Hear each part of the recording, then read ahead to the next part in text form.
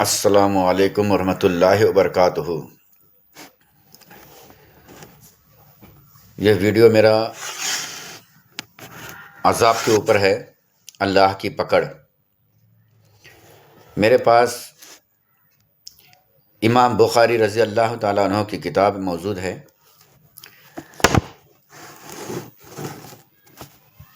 اس میں حضور صلی اللہ علیہ وسلم اپنے صحابوں سے کیا فرماتے ہیں، آپ توجہ کیجیے گا۔ ایک صحابہ نے عرض کیا، یا رسول اللہ صلی اللہ علیہ وسلم، آپ کی امت جو گنہگار ہوگی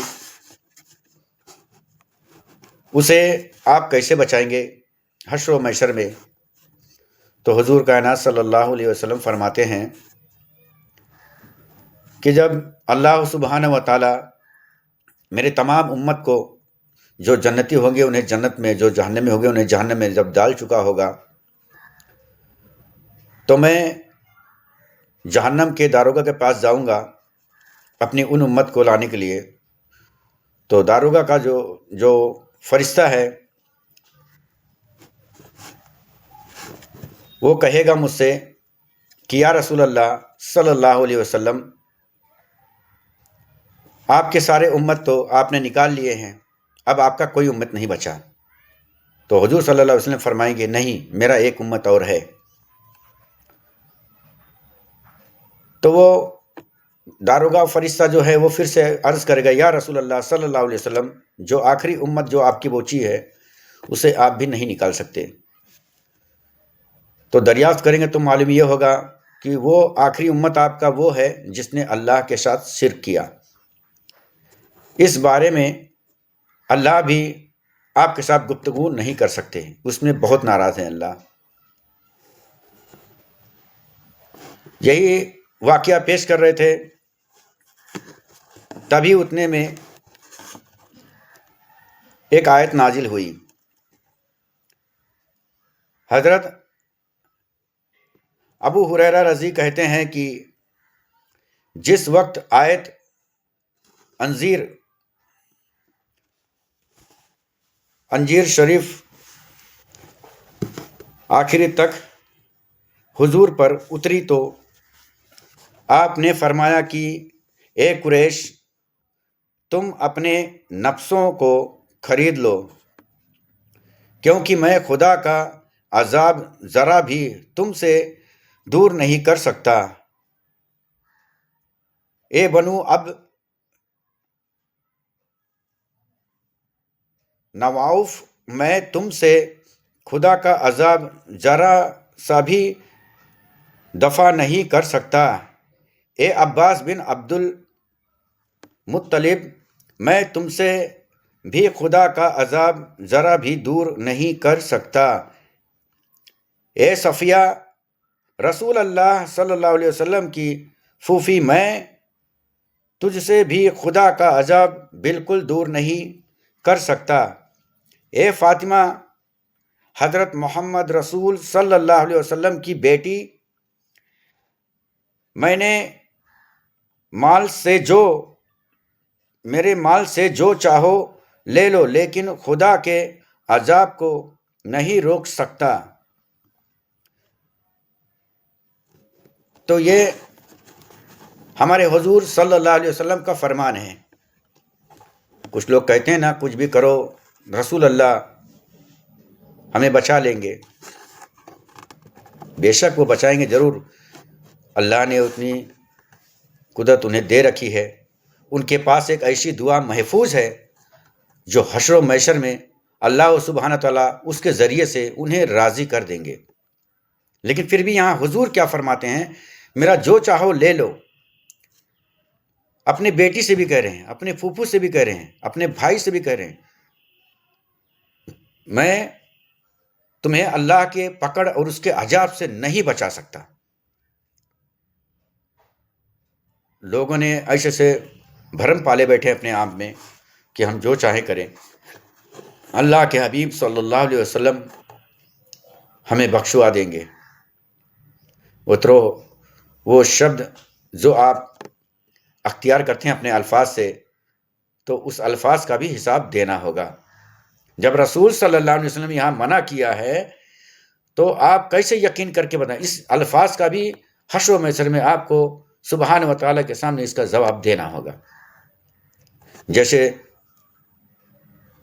قرآن میں آتا ہے کہ آپ کے ایک ایک نفس کا حساب دینا ہوگا، اپنی نگاہوں کا، اپنی زبان کا، اپنے الفاظوں کا، اپنے کانوں کا، اپنے روں کا حساب دینا ہوگا۔ ٹھیک اسی طرح سے جو آپ نے جھوٹا تہمت گڑھی اور اس پہ عمل کیا اور اللہ کے عذاب سے نہ ڈرے اور اپنے مطابق، اپنے ذہنی عقلیت کے مطابق آپ عمل کرتے رہے، اور یہاں حضور صلی اللہ علیہ وسلم بھی خود ارشاد فرماتے ہیں کہ میں جب اس داروغہ، اس مالک کے پاس جب میں گیا جہنم کے، تو وہ بھی کہا اسے آپ بھی نہیں نکال سکتے یہاں سے۔ بتائیے، رسول صلی اللہ علیہ وسلم کہہ رہے ہیں کہ میں اس سے بھی نہیں نکال سکتا جس نے اللہ کے ساتھ شرک کیا۔ پھر صحابہ پوچھتے ہیں یا رسول اللہ، کیا اس شرک سے بھی آگے کوئی ہے؟ تو انہوں نے فرمایا ہاں ہے، اس شرک سے بھی آگے وہ ہوگا عالم جو میری امت میں آخری میں آئے گا اور ایسے ایسے اپنے ذہنیت عقل سے ایسے ایسے الفاظ کو استعمال کرے گا کہ لوگ اس پہ، اس کے الفاظ، اس کے عمل کے قائل ہو جائیں گے لوگ، اور کچھ لوگ شرک میں پڑ جائیں گے، حتیٰ کہ وہ اس لائق نہیں ہوں گے لیکن پھر بھی انہیں اکسایا جائے گا۔ جیسے آج کل معاشرے میں ہوتا ہے، جیسے کوئی کہانی گڑھ لیے کہ گوشت پاک کا ایک دھوبی تھا، منکر نکیر جب اس سے آتے ہیں قبروں میں، سوال کرتے ہیں تیرا رب کون ہے، تو کہتا ہے میں گوشت پاک کا دھوبی ہوں، وغیرہ وغیرہ۔ بعض لوگ کہتے ہیں کہ سبحانہ و تعالیٰ عرش اعظم سے گرا، چوتھے آسمان تک جب پہنچا تو گوشت پاک نے اپنا ہاتھ بڑھا کر وہ اللہ تعالیٰ کو سنبھال لیا، نہیں تو وہ زمین پہ گر جاتے۔ کوئی کہتا ہے کہ ان کا کیلے کے اوپر پیر پڑا، پھسل گئے، گوشت پاک نے سنبھال لیا۔ یہ جو گڑھے اور اس پہ جو بھی سن کے عمل کیا اس نے شرک کیا، اور جس نے یہ جھوٹی کہانی گڑھی اس کا تو مثال ہی نہیں ہے کچھ۔ وہ اس درجے، اس چوٹی تک پہنچ چکا ہے کفر کے کہ اس کے بارے میں حضور صلی اللہ علیہ وسلم بات ہی نہیں کرنا چاہتے۔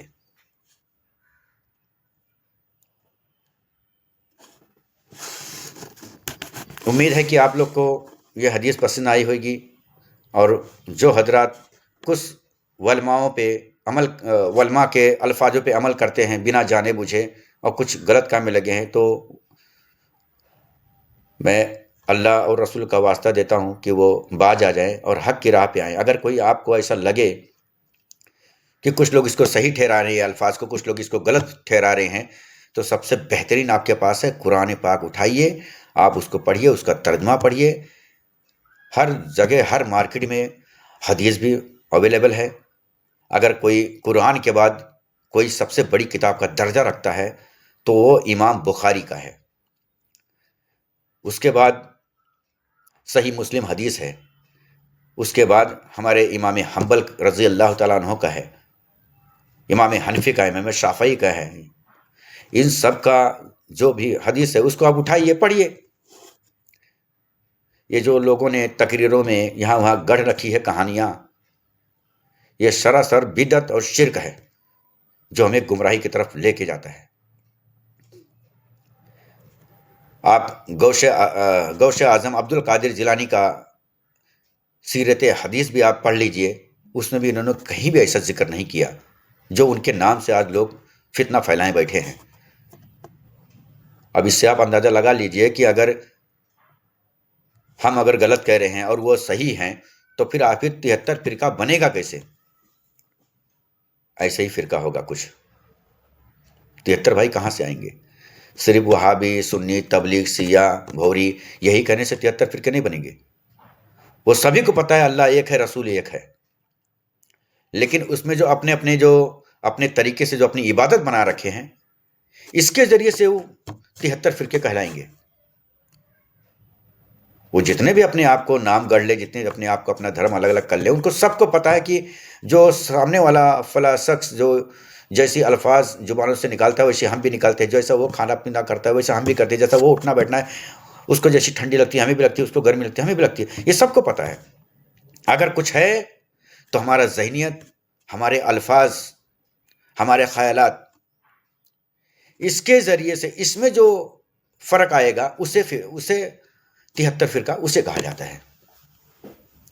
تو امید ہے کہ آپ حضرات لوگ کو میری یہ ویڈیو اور یہ حدیث آپ کو پسند آئی ہوگی۔ امید ہے کہ آپ لوگ اس پہ عمل کریں گے اور صحیح طریقے سے قرآن و حدیث کے ذریعے سے آپ اس پہ عمل کریں۔ اب قیامت زیادہ دور نہیں ہے، اللہ ہی بہتر جانے۔ آپ لوگ منظر تو دیکھ ہی رہے ہیں، ہمارے اپنے مسلمان میں نہیں بنتی، دوسروں کی تو بات ہی الگ ہے۔ ہمارا اپنا ہی بھائی، اپنے ہی مومن بھائی پڑوسی کا حق مارے بیٹھا ہے، کوئی اس کے خلاف ورزی کرتا ہے، کوئی اس سے جلن حسد رکھتا ہے، کوئی اسی کے بیوی کو نہارتے رہتا ہے، کوئی اپنے ہی پڑوسی کے لیے اپنے دل میں غلط بغض رکھتا ہے۔ آپ تو دیکھ ہی رہے ہیں، جب اپنے میں ہی نہیں ہے سامنے والے کے بارے میں کیا ہی کہیں۔ صحیح مومن، صحیح اللہ کا بندہ اور اللہ کے رسول کی جو صحیح سچا امتی ہوگا، وہ قرآن اور حدیث کو اس طرح سے تھامے رہے گا جیسے اپنے چھوٹے معصوم بچہ جو دودھ پیتا ہو اس کو گودی میں سامان رکھتا ہے کہ کہیں ایسا نہ ہو کہ میں گر جاؤں، میرے بچے کا سر پھٹ جائے یا اس سے کچھ نقصان ہو جائے۔ کتنے محفوظیت سے اس کے پیار محبت سے اپنے سینے سے لگائے رہتا ہے کہ میرا چھوٹا بچہ ہے، معصوم ہے، اسے کیا علم ہے۔ ٹھیک اسی طرح سے معصوم علم بھی ہے یہ قرآن حدیث، یہ بھی ایک معصوم کی طرح ہی ہے، جیسے آپ اپنے اسے سینے سے لگاتے ہیں اس کو اسی طرح اس کو بھی سینے سے لگائیے آپ۔ میں قسم اٹھا کے کہتا ہوں رب ذوالجلال کی جس کے قبضے میں میری جان ہے، جس نے قرآن اور حدیث پہ عمل کیا اور ہر وقت اس کا خیال یہ رہے کہ میں نماز پڑھوں اور کہ میں نماز سے فارغ ہو کے قرآن کو پڑھوں اور اس کی تلاوت کروں، اسے سمجھوں، اسے پرکھوں، وہ کبھی گمراہ نہیں ہو سکتا وہ بندہ۔ یہ میرا اپنا وعدہ ہے، باقی تو اللہ ہی بہتر جانے۔ میں بھی سنی ہی ہوں، یو پی سے تعلق رکھتا ہوں، ضلع بستی سے، نام میرا عبدالغنی انصاری ہے۔ کچھ سمے پہلے، کچھ برس پہلے ہم بھی مزار پہ جاتے تھے، چادریں چڑھاتے تھے، اگربتی لگاتے تھے، ہر وہ چیز پڑھتے تھے۔ اس کے بعد ہم ان سے کہتے تھے، یہ میرا اپنا خیال ہے، یہ میں سچ کہہ رہا ہوں، حضور صلی اللہ علیہ وسلم کی حدیث میرے سامنے موجود ہے اور میرے ہاتھوں میں ہے، میں ذرا بھی جھوٹ نہیں بولوں گا۔ میں ہر جہاں بھی درگاہ کریم میں پہنچا میں وہاں گیا ہوں، لیکن آج مجھے اپنے اس کرنی پہ اتنا افسوس، اتنا غم ہوتا ہے مجھے کہ اگر اس حالت میں میری موت ہو جاتی تو میں حشر و محشر میں حضور صلی اللہ علیہ وسلم کو کیا چہرہ، کیا منہ دکھاتا میں، اور اپنے اللہ سے کس الفاظ میں اس سے میں بیان کرتا کہ مجھے معاف کر دو۔ قرآن کو درکنار کیے بیٹھا، صرف تقریریں سنتے رہ گیا، لوگ جو کہتے وہی سنتے چلے گئے ہم۔ اگر ہم لوگوں کا سن کے اچھے راہ پہ آئیں گے تو پھر آپ یہ سمجھیے کہ 73 فرقے میں سے صحیح کس کا عمل ہے، یہ ہم کیسے پتہ لگائیں گے؟ بھائی وہ مولانا بھی اچھی تقریر کرتے ہیں، وہ مولانا بھی اچھی تقریر کرتے ہیں، وہ مولانا بھی اچھے اخلاق بتاتے ہیں، وہ مولانا بھی اچھے اخلاق، وہ عالم بھی ایسے بتاتے ہیں، سبھی اچھے بتاتے ہیں، تو پھر ان میں سے 73واں میں سے وہ سب کون ہیں؟ پھر کیسے پتہ لگائیں؟ تو آپ کے پاس ایک ہی آپشن بچتا ہے۔ حضور سرور دو عالم صلی اللہ علیہ وسلم نے فرمایا، میری اصل امت وہ ہوگی جس نے قرآن کو اپنے دل میں بسایا اور قرآن کو ہر وقت صبح شام اس کی تلاوت کی، اور جس نے میرے حدیث پہ عمل کیا اور میرے صحابہ جو راہ پہ چلے اس پہ وہ چلا، تو اصل میں وہ میری امت ہے، اس کی جنت کی بشارت میں دیتا ہوں۔ حضور کائنات سرور دو عالم صلی اللہ علیہ وسلم کا یہ فرمان ہے، اسی حدیث میں موجود ہے، میں نے آگے بھی اس کا ویڈیو بنا کے بھیجا ہے۔ امید ہے کہ آپ حضرات کو یہ ویڈیو پسند آئی ہوگی اور آپ لوگ اس پہ عمل کریں گے.